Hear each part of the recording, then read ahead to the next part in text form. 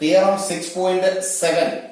If a perpendicular is drawn from the vertex of the right angle of a right angle triangle to the hypotenuse, then triangles on both sides of the perpendiculars are similar to the whole triangle and to each other.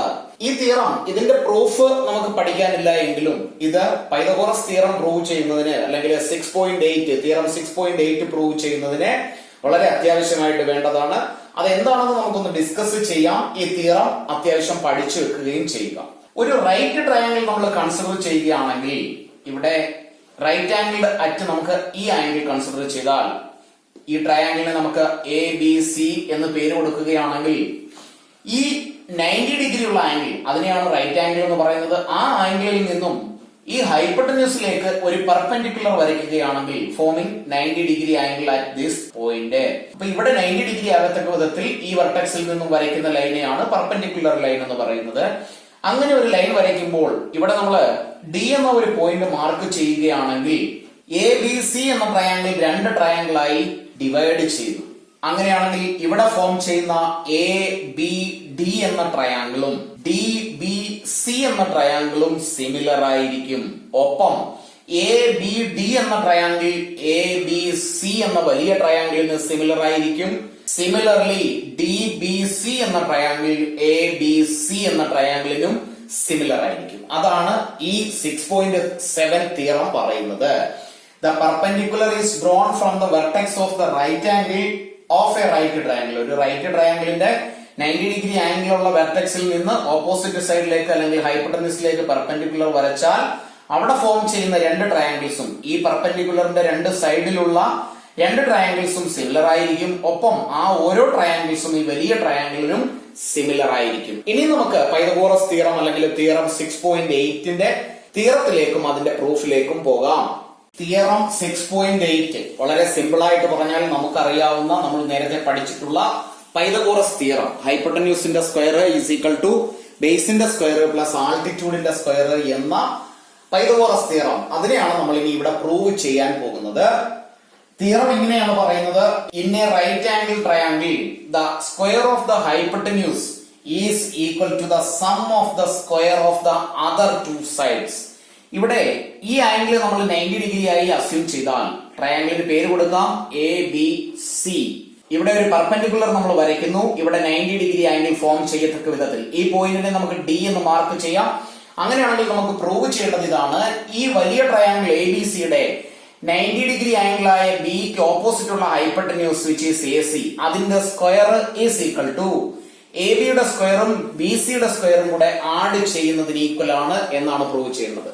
അപ്പോ simple ആയിട്ട് നമ്മൾ നേരത്തെ പഠിച്ചിട്ടുള്ളത് ഇങ്ങനെയാണ്: A C square is equal to A B square plus B C square. ഹൈപ്പോട്ടന്യൂസിന്റെ square is equal to ബേസിന്റെ square plus ആൾട്ടിറ്റ്യൂഡിന്റെ square otherwise the perpendicular സൈഡ്സിന്റെ സ്ക്വയറിന്റെ സം. അപ്പൊ നമുക്ക് ഇനി ആ തിയറം പ്രൂവ് ചെയ്യാം. വളരെ ഇമ്പോർട്ടന്റ് ആയിട്ടുള്ള ഒരു തിയറമാണിത്. അപ്പൊ നമുക്ക് ഗിവൺ എഴുതി വെച്ചാൽ given in triangle A B C right angled at angle B. Angle ബിയിലാണ് 90 ഡിഗ്രി. അഡീഷണൽ ആയി വരച്ചു ചേർത്ത ബി ഡി കൺസ്ട്രക്ഷന്റെ പാർട്ടിൽ എഴുതാം.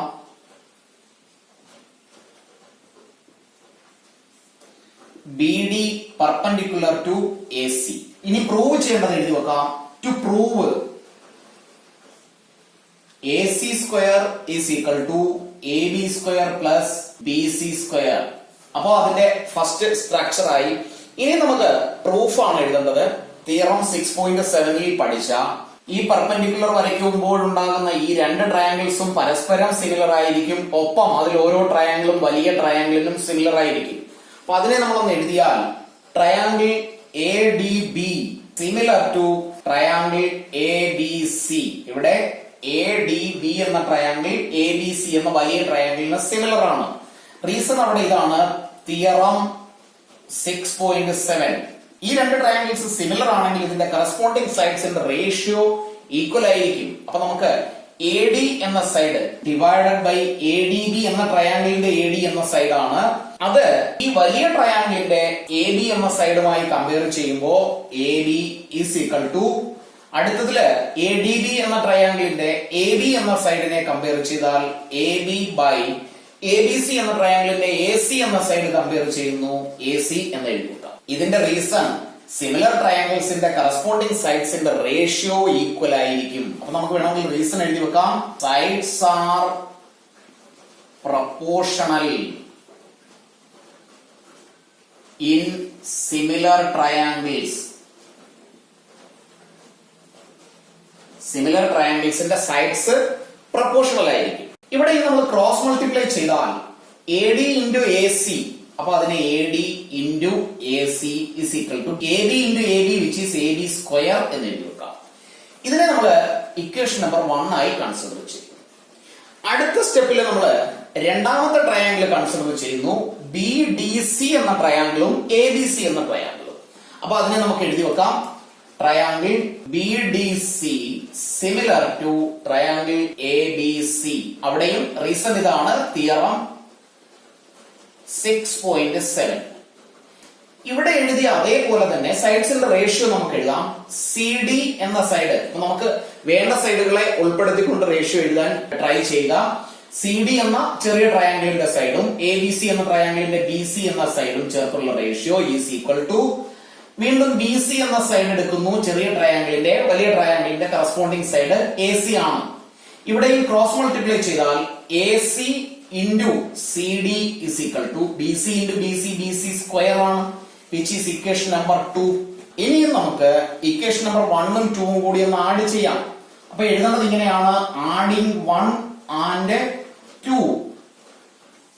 ലെഫ്റ്റ് സൈഡും റൈറ്റ് സൈഡും ഒരേപോലെ ആഡ് ചെയ്യണം. ലെഫ്റ്റ് സൈഡിലുള്ളത് A D into A C ആണ്, A D into A C plus A C into C D, A C into C D is equal to, right സൈഡിലുള്ളത് A B square plus B C square ആണ്, A B square plus B C square. Plus sign ലെഫ്റ്റിലും റൈറ്റിലും A C ഉണ്ട്. A സിയെ common ആയി എഴുതിയാൽ പിന്നീട് left with A D plus C D is equal to A B square plus B C square എന്നെഴുതാം. A C into A D plus C D എന്താണെന്ന് നോക്കാം. എ ഡിയും സി ഡിയും കൂടി ആഡ് ചെയ്താൽ ടോട്ടൽ ലെങ്ത് എ സി ആണ് കിട്ടുന്നത്. അപ്പോ എ ഡി പ്ലസ് സി ഡിക്ക് പകരം നമുക്ക് എ സി എന്ന് എഴുതാം, which is equal to A B square plus B C square. A C into A C which is equal to A C square is equal to A B square plus B C square. ഇതാണ് നമുക്ക് prove ചെയ്യാനുള്ളത്. ഹൈപ്പോട്ടന്യൂസിന്റെ square is equal to ബേസിന്റെ square plus ആൾട്ടിറ്റ്യൂഡിന്റെ square.